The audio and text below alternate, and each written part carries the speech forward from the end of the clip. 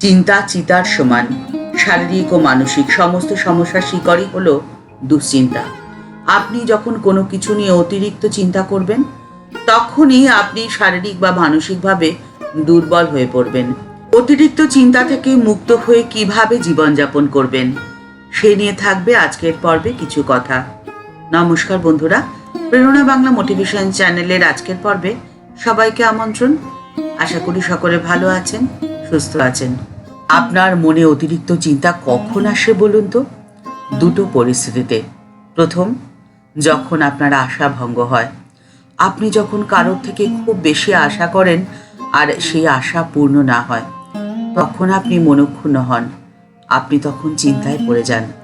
আর দ্বিতীয়, আপনি যখন নিজেকে অন্য কারোর সাথে তুলনা করেন, তখন আপনি নিজেকে মনে করেন হয় তার থেকে আপনি শক্তিশালী অথবা তার থেকে আপনি দুর্বল। আর এই দুটি পরিস্থিতিতেই আপনি অশান্তিতে ভোগেন, আপনি দুশ্চিন্তায় পড়ে যান। তাই কখনো অন্য কারোর সাথে যেমন তুলনা করবেন না নিজেকে, আর ঠিক তেমনভাবেই কারোর থেকে আপনি কিচ্ছু আশা করবেন না। তাহলে আপনি চিন্তামুক্ত থাকবেন। সংসারে আপনি যেমনটা চাইছেন তেমনটা যেন কিছুতেই হচ্ছে না, সব কিছুই উল্টো হয়ে যাচ্ছে। কিভাবে নিজের নিয়ন্ত্রণে আপনি সমস্ত ঘটনাগুলো ঘটাবেন, এই নিয়ে আপনি খুব দুশ্চিন্তার মধ্যেই দিন কাটাচ্ছেন। আপনি এই অতিরিক্ত চিন্তা থেকে মুক্ত হয়ে যাবেন যদি আপনি মায়ের এই বাণীকে জীবনে গ্রহণ করেন। মা বলছেন, শুধু শাসন করে বা নিয়ম করে কোনো কিছুই পরিচালনা করা যায় না। কাউকে তোমার কথা তুমি মানাতে পারবে না। চাই ভালোবাসা। পরস্পরের মধ্যে ভালোবাসার সম্পর্কই সমস্ত সমস্যার একমাত্র সমাধান। কোয়ালপাড়া আশ্রমের একটি ঘটনা। কোয়ালপাড়া আশ্রমে তখনকার অধ্যক্ষ সহকারী ব্রহ্মচারীদের কাছ থেকে শুধু কাজেরই আশা রাখতেন, কিন্তু বিনিময়ে তাদেরকে আদর যত্ন কিছুই করতেন না। আশ্রমে আহারাদিরও সুব্যবস্থা ছিল না। ক্রমে অবস্থা এরকম দাঁড়ালো যে কেউ কেউ ওই আশ্রম ছেড়ে শ্রীমা অথবা স্বামী শারদানন্দজির কাছে আশ্রয় গ্রহণ করলেন। কিন্তু তবুও অধ্যক্ষ নিজের ত্রুটি সংশোধনে যত্ন না নিয়ে মায়ের কাছে এসে অনুযোগ করলেন। মাকে এসে বললেন, মা, এরা সব আগে আমার খুব বাধ্য ছিল, এখন চোখ ফুটেছে, আমার কথা সবসময় মেনে থাকতে চায় না। আর শরৎ মহারাজ বা আপনাদের কাছে গেলে আপনারা আদর যত্ন করে কাছে রেখে দেন, ভালো খাওয়ার সুবিধা পায়। কিন্তু আপনারা যদি স্থান না দেন, একটু বুঝিয়ে পাঠিয়ে দেন, তবে এরা আমার বাধ্য থাকবে। শ্রীমা এরকম কথায় অবাক হয়ে গেলেন। অবাক হয়ে বললেন, সে কি গো, ওসব কি কথা বলছো? ভালোবাসাই তো আমাদের আসল, ভালোবাসাতেই তো তার সংসার গড়ে উঠেছে। আর আমি মা, আমার কাছে তুমি ছেলেদের খাওয়া পড়ার খোঁটা দিয়ে কি করে কথা বললে? অধ্যক্ষ মহারাজ চুপ করে রইলেন, কিন্তু মনে মনে সম্পূর্ণটা মেনে নিতে পারলেন না। কিছুদিন পরে তিনি আবার মায়ের কাছে আসলেন একই প্রস্তাব নিয়ে। তখন মা তাকে কঠোরভাবে বললেন, তুমি আমাকে দিয়ে কি বলিয়ে নিতে চাও বলো তো? আমি বুঝি বলে দেব যে ওরা কোথাও থাকতে পারবে না? ওরা আমার ছেলে, ঠাকুরের কাছে এসেছে। ওরা যেখানেই যাবে সেখানেই ঠাকুর ওদের দেখবেন। আর তুমি আমার মুখ দিয়ে কি বলে নিতে চাও যাতে ওরা কোথাও স্থান না পায়? এ কথা আমি বলতে পারবো না। ওই একই আশ্রম অধ্যক্ষ সম্বন্ধে শ্রী শ্রীমা একবার অসন্তোষ প্রকাশ করেছিলেন। তিনি অসন্তোষ প্রকাশ করে বলেছিলেন, সে কি গো, পিছুয়া বুদ্ধি রেখে অত হুকুম চালালে কি করে আশ্রম চলবে বলো তো? নিজের ছেলেকেই একটু বেশি বকলে শেষে ছাড়াছাড়ি হয়ে যায়। আর বাস্তবে কি তাই?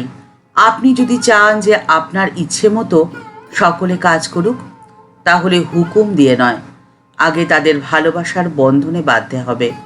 তারপরে আপনি যা আদেশ করবেন তারা তা মাথা পেতে নেবে এবং আপনার ইচ্ছে মতোই কাজ করবে। একটা কথা সবসময় মনে রাখবেন, অতিরিক্ত চিন্তা আপনার সমস্যা বাড়াতে পারে, কিন্তু সঠিক সময় সঠিক সিদ্ধান্ত গ্রহণ করতে পারলে আপনি সবসময় চিন্তামুক্ত থাকবেন। আর সঠিক সময় সঠিক সিদ্ধান্ত গ্রহণের জন্য যে দক্ষতাটির প্রয়োজন সেটি হলো দৃঢ়তা। মানসিকভাবে দুর্বল হলে চলবে না, আপনাকে দৃঢ় হতে হবে। শ্রী শ্রী মা ঠাকুরের সন্তানদেরও সংঘ পরিচালনার জন্য কঠোর নির্দেশ দিয়েছেন, যার উদাহরণ এই ঘটনাটি। মা তখন 10-এর 2 নম্বর বোসপাড়া লেনে বাস করছিলেন। মঠের একটি উড়িয়া চাকরকে চুরি করার অপরাধে স্বামীজি তাড়িয়ে দিলেন। সে মার কাছে উপস্থিত হয়ে মাকে বলল, মা, আমি গরিব লোক, যা মাইনে পাই তাতে আমার কুলোয় না, বাড়িতে সংসার আছে, তাই আমার স্বভাব এরকম, বলেই কেঁদে ফেলল। মা তাকে নিজের কাছে রেখে আদর যত্ন করে স্নান আহার করালেন। বিকেলবেলা স্বামী প্রেমানন্দজি মাকে প্রণাম করতে আসলে মা বললেন, দেখো বাবুরাম, এই লোকটি বড্ড গরিব, অভাবের তাড়নায় ওরকম করেছে, তাই বলে কি নরেন ওকে গালমন্দ করে তাড়িয়ে দেবে? তোমরা সন্ন্যাসী, সংসারের যে বড় জ্বালা, তোমরা তো তার কিছুই বোঝো না, লোকটিকে ফিরিয়ে নিয়ে যাও। তাকে মঠে নিয়ে গেলে স্বামীজি বিরক্ত হবেন। বাবুরাম মহারাজ মাকে একথা বলা মাত্রই মা উত্তেজিত হয়ে বললেন, আমি বলছি, নিয়ে যাও। সন্ধ্যের কিছু আগে লোকটিকে সঙ্গে নিয়ে বাবুরাম মহারাজ মঠে প্রবেশ করলেন। স্বামীজি বারান্দায় বসেছিলেন। দেখেই বলে উঠলেন, ওটাকে আবার নিয়ে এসেছে, বাবুরামের কাণ্ড দেখেছ? বাবুরাম মহারাজ স্বামীজিকে আস্তে করে বললেন, মায়ের আদেশ। স্বামীজি তখন আর দ্বিরুক্তি না করে বললেন, একেবারে হাইকোর্টে গিয়ে আপিল করেছে। কিন্তু চুপ করে রইলেন, কিছুই বললেন না।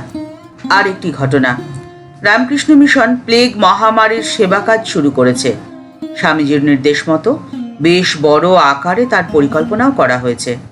স্বামী গম্ভীরানন্দজি লিখছেন, আয়োজন দেখে একজন গুরুভ্রাতা তাকে প্রশ্ন করলেন, টাকা আসবে কোথা থেকে? স্বামীজি ভ্রুকুটি করে উত্তর দিলেন, কেন? দরকার হলে নতুন মঠের জমি জায়গা সব বিক্রি করব। আমরা ফকির, মুষ্টি ভিক্ষা করে গাছতলায় শুয়ে দিন কাটাতে পারি। যদি জায়গা জমি বিক্রি করলে হাজার হাজার লোকের প্রাণ বাঁচাতে পারা যায়, তো কিসের জায়গা আর কিসের জমি? এই ঘটনার পরের অংশটি অত্যন্ত চিত্ত আকর্ষক, যেখানে মাকে দেখা যায় অকাট্য যুক্তি দিয়ে স্বামীজির আগের সমস্ত চিন্তা ভাবনাকে পরাভূত করে দিয়েছিলেন। স্বামী শারদানন্দজি লিখছেন, শ্রী শ্রী মা স্বামীজির কাজের উদ্যম এবং আবেগ যেন অনেক সময় রাশ টেনে ধরে নিয়ন্ত্রিত করতেন। কলকাতায় প্লেগ মহামারীর সেবা কাজ, সেই সেবা কাজ অক্ষুণ্ণ রাখার জন্যে বেলুর মঠ বিক্রি করার ইচ্ছে প্রকাশ করা হলো।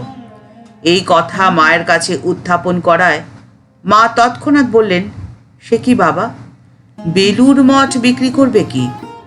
মঠ স্থাপনায় আমার নামে সংকল্প করেছ এবং ঠাকুরের নামে উৎসর্গ করেছ, তোমার ওসব বিক্রি করার অধিকার কোথায়? বেলুর মঠ কি একটা সেবা কাজেই নিঃশেষ হয়ে যাবে?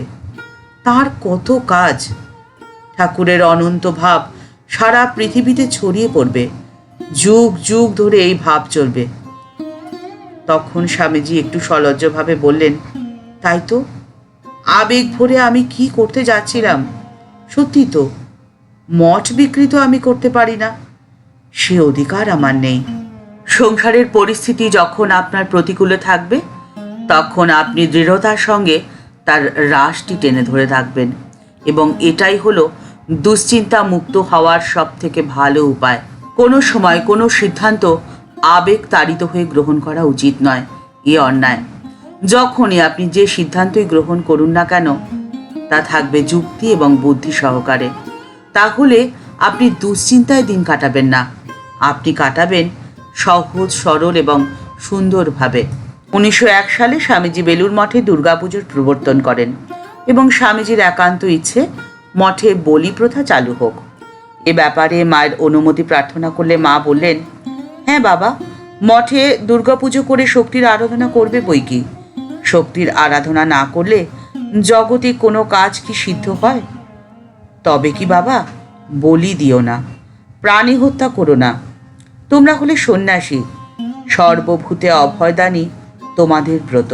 ঠাকুর এই আদেশ দিলে স্বামীজি হয়তো ঠাকুরের সাথে তর্ক করতেন, কিন্তু মায়ের আদেশ এক বাক্যে মাথা নিচু করে স্বামীজি মেনে নিলেন।